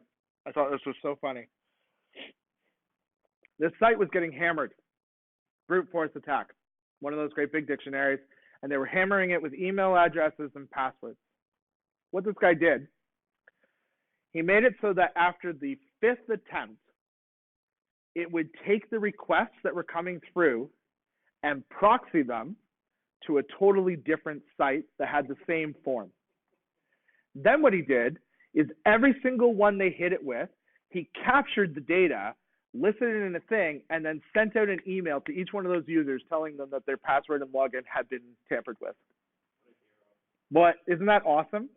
That was like literally the coolest thing I have ever heard a person do. Like, I guarantee you that system he built, he's paying through the nose for that because it's getting hammered with billions of these things. But he's helping so many people. Let them know that their email and password combinations have been compromised. Yeah. There's a guy on YouTube who goes in and guys that have successfully gotten information, he goes into their databases and wipes it. I've watched that guy. Yeah, I've watched several guys like that at work where they go in and they'll hit call centers all over the world, and they hack their systems, they damage their databases, they do whatever they can, or they just confront them. Like this one guy literally just confronted them and was just like yelling at this woman on the phone. It was the funniest thing I'd ever heard. But yeah, things like that, I find that cool. Right? It's like it's being like a vigilante instead of being a hacker, right? Like doing it for the right reasons. Yeah, no, that is cool. All right, so we're going to redirect with our error message if there is an error. So if they attempt to log in and they don't exist in our database, or their password doesn't match, we're going to send them back out again. So let's go ahead and save that. Now it looks like for whatever reason, I did step 6 already. Step 6, the reason why we're doing this is because what I want to do is take the user. So if there's no errors, I want to take the user and store it in my session variable. But what you'll notice is I'm unsetting their password. Sessions, they're fairly secure. So the keyword there is fairly secure, not completely. There's this really nasty hacking attack called a man-in-the-middle attack, which can lead to something known as a session hijack. What a session hijack is it's where, for example, Shane, you're on the internet and you're accessing stuff. I come in and hijack your session.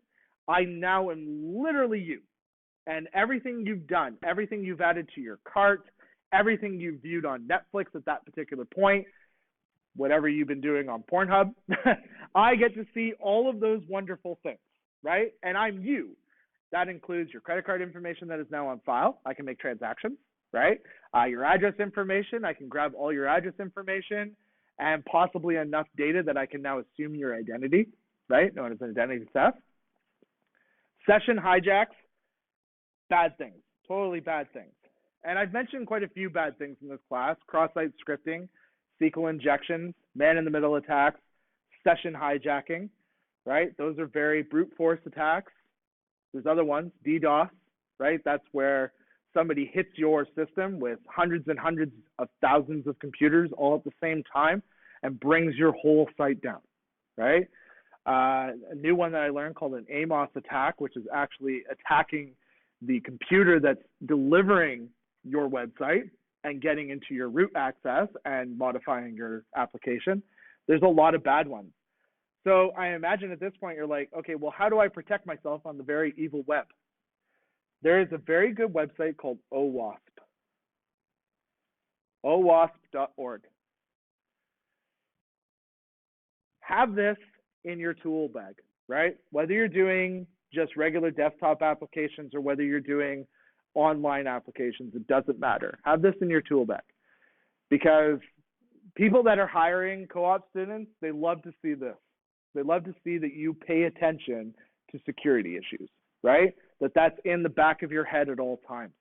OWASP will actually not only tell you what each of these things are, give you full information on how they're performed, teach you how to actually do it as well, so that you can actually go and commit this thing on yourself. That's called ethical hacking, where you hack yourself, right? It will also tell you how to stop it. How do I prevent this thing from happening, right? Anywhere from simple things like hashing our passwords, right? Redirecting after any action has been committed, so we don't leave the user on that action page, we redirect them. That's a very good thing, right? Checking how they're making their requests, whether it's post or get, that's super important as well. Looking at their refers, which page did you just come from? Did you come from one of my pages? Or did you come from somebody where you shouldn't have come from, right? That's another good check. We can do that using something called CSRF tokens. It will also tell you how to thwart cross-site scripting attacks by using things like sanitization, but it will also get down to the nitty-gritty of DDoS attacks and brute force attacks and actually tell you what to install on your Linux operating system to stop those things and prevent those things. Very, very awesome website. I'll put the link in our resources so that you have it, but it's an easy one to remember, owasp.org. Very, very good site. All right. We still have errors. Let's go back here. So we're unsetting our password because sessions can be hijacked, and if the session gets hijacked, it is potential that the person could find out the password. We don't want them to find out the password because we're not going to store it in our session. Sensitive data, we're not going to do it, right? Realistically, we shouldn't put the email in there either, but we will because we need at least something. So now we're going to return the user to their profile page. Well, we're actually just going to return the user back to some page. Yeah, let's send them to the profile page. That makes sense. So first we'll create a session message / success square brackets equals. I mean, I don't know how we want to be. Let's be ridiculous. Congratulations! You successfully logged in, champ. There you go. Bit excessive, but whatever.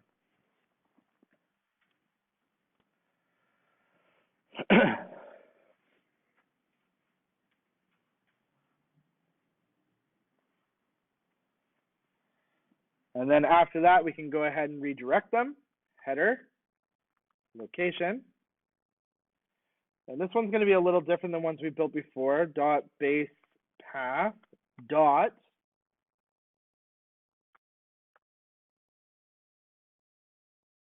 users show.php question mark ID equals dot $user ID. So that's basically redirecting back to the show page. And you'll remember when we talked about the super global get, we have a get in there that pays attention to this. And if this exists, it will show them their profile, right? Because they'll be able to access that. Next week, though, we're going to modify this a bit so that this only ever goes to show.php and the profile actually gets pulled from the session data, which will make it at least a little bit more cleaner for the user themselves. And then we exit. So you don't have to because it's the end of the script.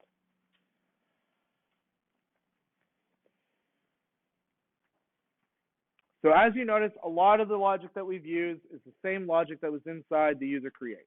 And you're going to notice this, like by the time we're done doing, like when we hit the update page, that's where you really begin to see what's happening.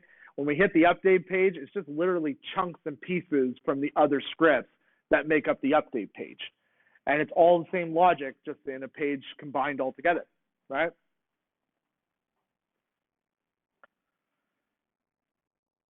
So if you go to the login form, first try to log in. You're going to do 3 different tests. Log in with credentials that don't exist, okay? Log in with your credentials, but give it the wrong password. Log in with your credentials with the right password.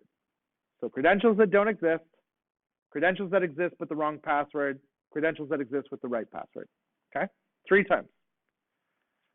That way you can verify that the error messages are working and that the login actually works and you get a success message.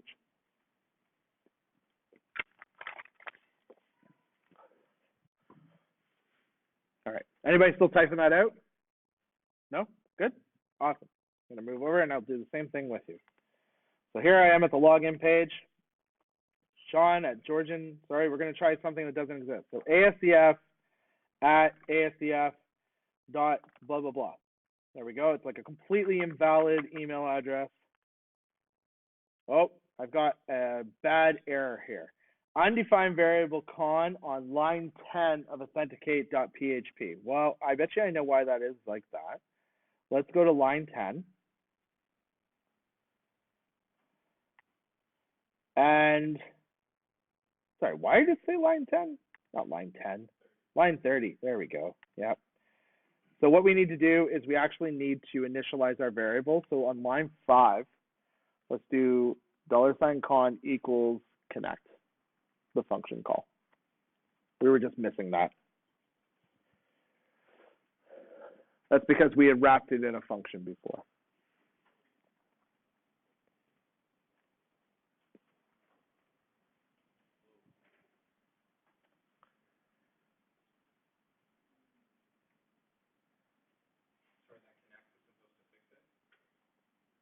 Well, yeah, supposed to. We might all. I'm just waiting for everybody to write that statement. Good? Can I move over to the page? I mean, might as well. Let's go see what else is happening now. Continue. All right. PDO prepare expects at least one parameter. 0 we're given. Oh, Sean. I know what I did. See how prepare does not have an argument? We wrote this argument called SQL and then never used it anywhere. We just literally wrote a string and gave it no purpose in life. Let's add SQL into this spot on line 31 here, guys.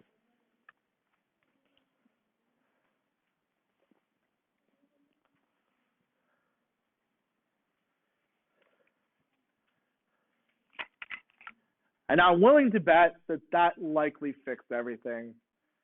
I might be optimistic, but we'll find out. I've got thumbs up, double thumbs up actually, with a snap. All right, let's go check.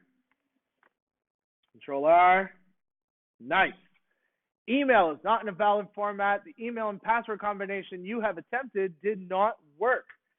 So 2 bad issues. Okay, well, I know Sean.McKinnon is in the database, and his password is that. Submit. The email and password combination you have attempted did not work. All right.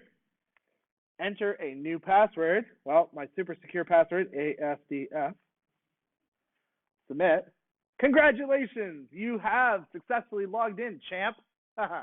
Optimistic. There's my derpy face. We're all in, but we have issues. We have a lot of issues, even though they don't seem obvious. I know you're happy. You're like, Sean, no, we don't have issues. We have green. Green is good, right? I mean, that means everything's good. But here's the problem. We have a login, register, and log out button. If we're logged in, we don't need to register, hence why we're logged in. And we definitely don't need the login button because we're logged in, right? So those things need to go away, but we do need the logout button, right? If I click the logout, doesn't do anything though, goes nowhere, just a blank page. Well, it goes somewhere, but there's just no logic there. If I come back, I can still access the page. The other issue that we have is that it doesn't matter because I can access all these pages anyways without even logging in regardless, right? I don't need to log in to access those pages. I can just access those pages. However, we need to do one more check. I said we only had 3. We actually have a 4th one. We need to go to register, and we need to try to register with the same email address we registered with before. And we should see this user already exists. Just make sure that works, right? Because we don't want to accidentally create duplicates of ourselves.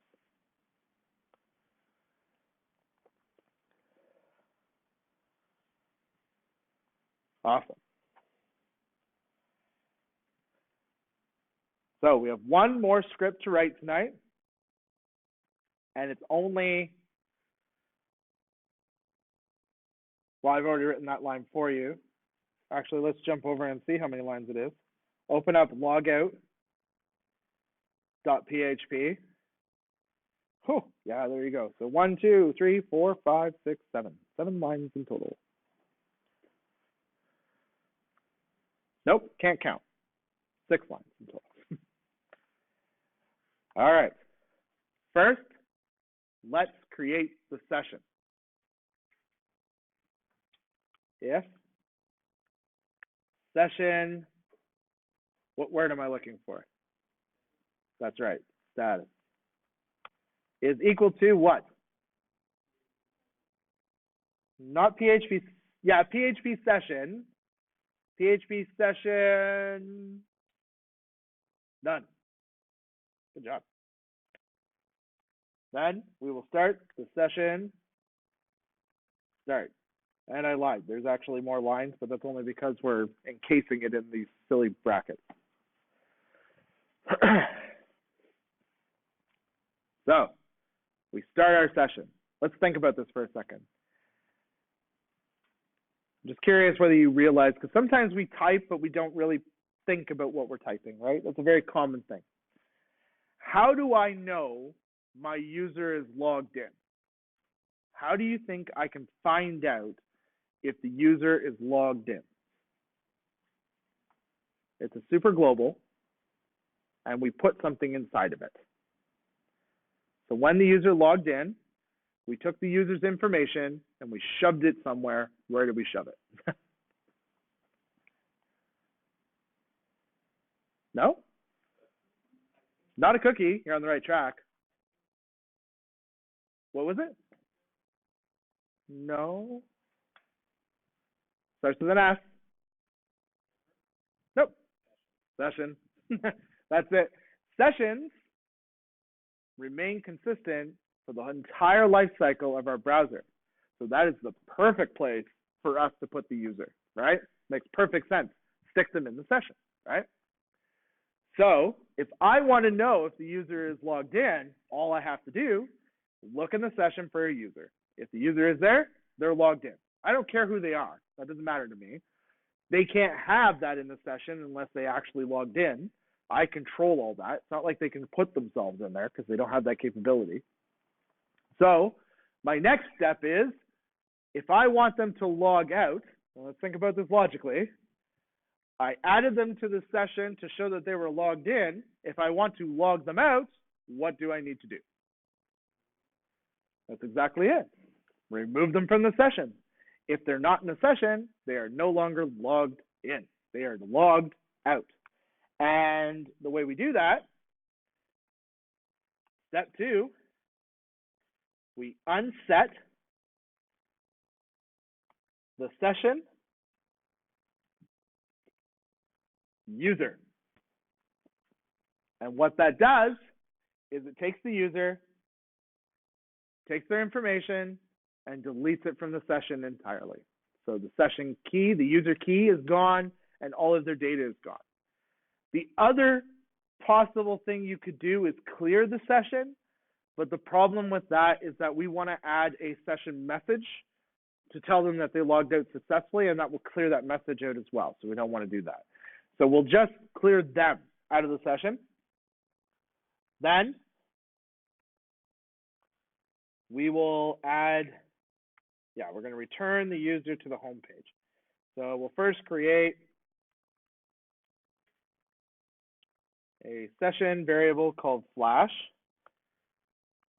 Whoa, typing too much information in there. I will make it equal to an empty array. And then I'm going to just be cheeky and hit Alt-Shift down. Make this a success because there's no error messages.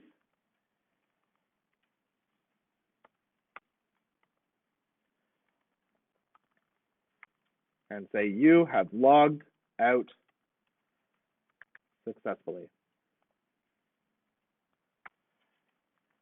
Then I'm going to redirect them. And this time, it actually makes perfect sense to just send them to the home page.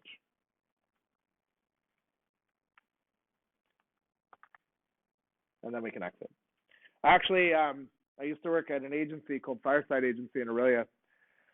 And I had a student named Daniel. Oh, sorry, not a student, a colleague named Daniel. I was a senior developer and he was a junior developer. So I was kind of teaching him how to do model view controller systems and stuff. And together we actually built out a full PHP model view controller system that mimics Rails. And it took a while. We called it Sparky. It took about 6 months. The thing is fantastic. But we had this conversation about where you should redirect the user when they log out. And originally, I had said that we should just redirect them back to the login page. If they logged out, redirect them back to the login. That way they can just re-log in if they want or exit from the page.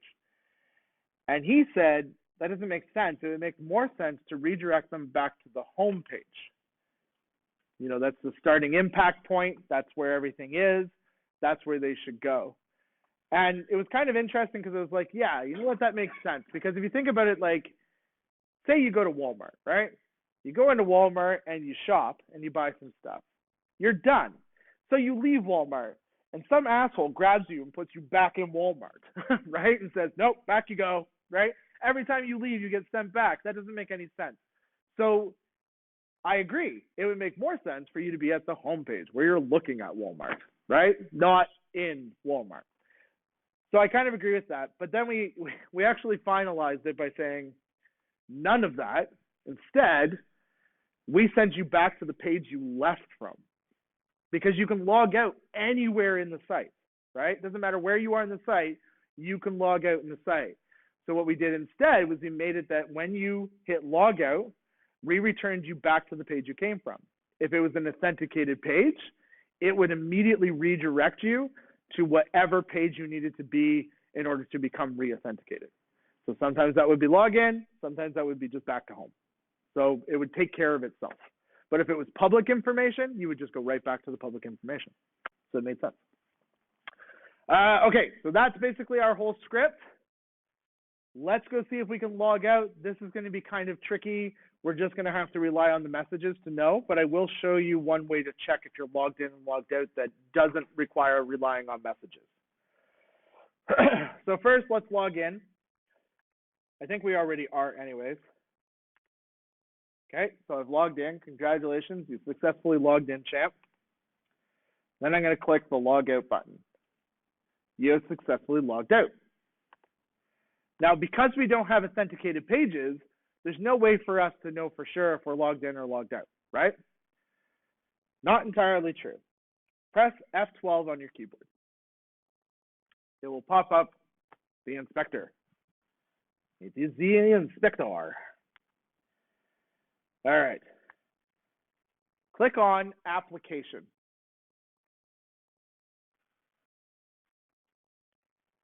Right now we're on cookies. If you open cookies and click on this thing here where it says HTTP localhost, right? You'll see a thing in here called PHP session.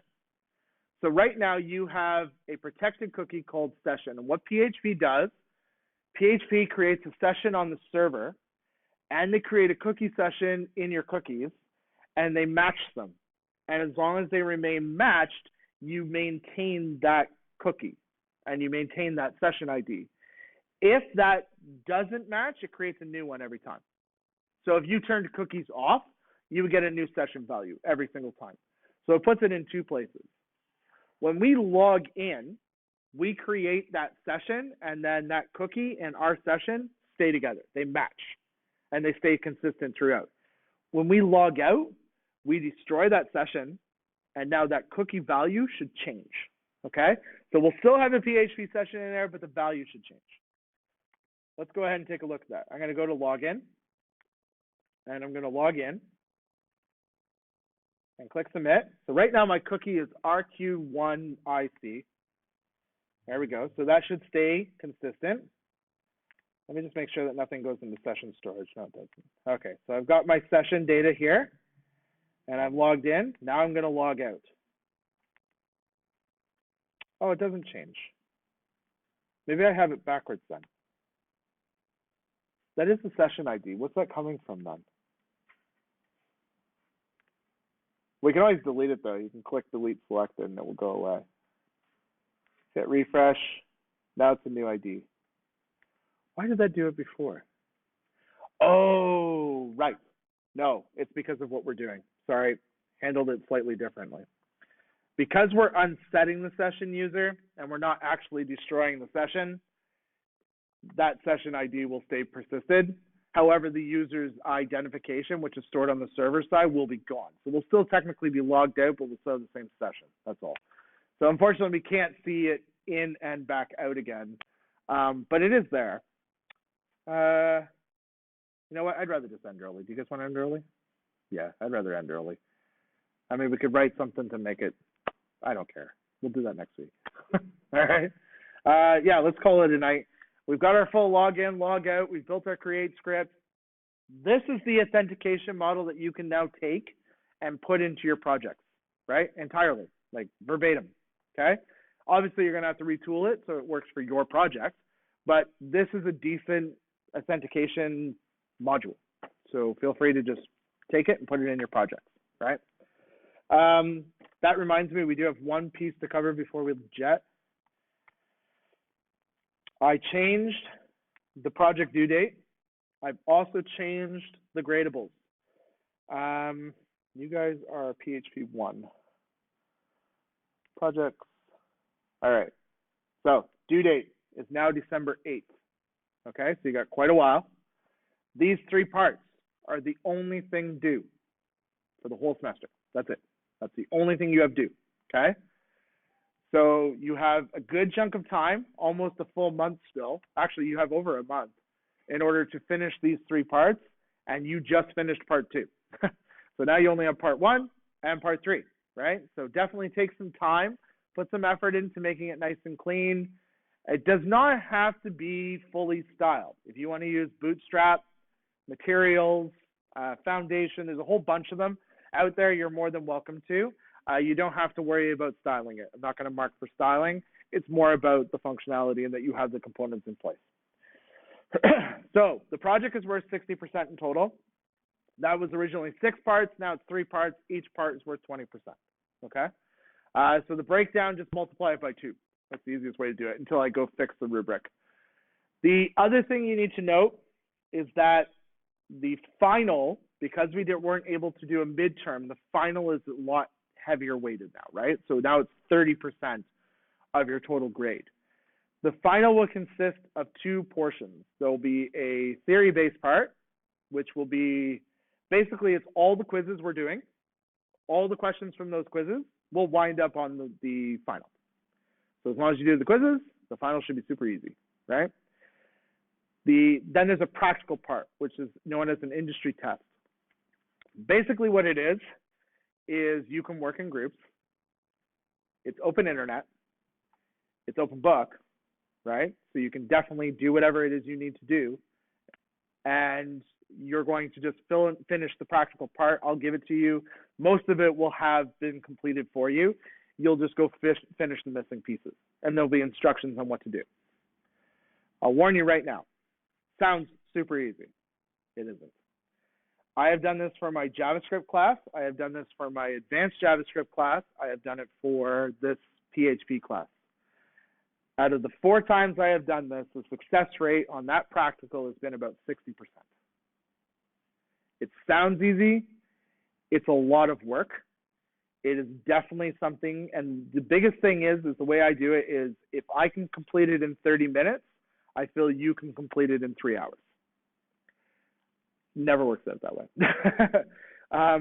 So the reason why I have found that that's been the case is because people don't study that part. They figure, oh, I'll just deal with it when I get to class because I've got 3 hours to do a practical. You don't have enough time.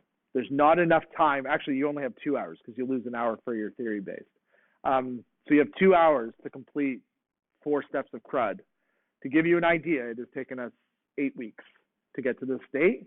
In that 8 weeks of data that you just learned over the last 8 weeks, you will be doing in 2 hours, right? So definitely practice. Practice, practice, practice, practice, okay? That way you fully know it. Don't rely on your teammates to help you out. The max size of a group in the midterm is 4, just the same. So you can, whoever you're doing your project with, you can do it as well, unless you have project people in another class. If they're in another class, unfortunately, due to the restrictions with the college, I can't bring them into this class during that test time. They have to take their test at the time of their regular class, okay? So that kind of sucks. But you can form a group of 4 that day as well. So that's totally fine. Are you guys doing the project together? Oh, geez, that's awkward. Sorry. If you weren't, but during the final you wanted to work together, you could. That's totally fine. Yeah. So that's not for a bunch of weeks, but the reason why I'm telling you now and giving you a heads up is so that you practice, right? So practice those things. What else? Oh, and the quizzes. The quizzes is the remaining 10%. I will, because we're now finally done enough that I can issue another quiz. I'll issue a quiz that will have about 25 questions on it. You'll have a couple of weeks to finish it. But I'll issue a quiz with about 25 questions on it that will cover the things that we've done over the last few weeks. And then I'll be consistently releasing quizzes from this point on, from week to week, because hopefully we'll complete the chunks that we need to complete. That's it. Any questions? No? Awesome. Have a good night.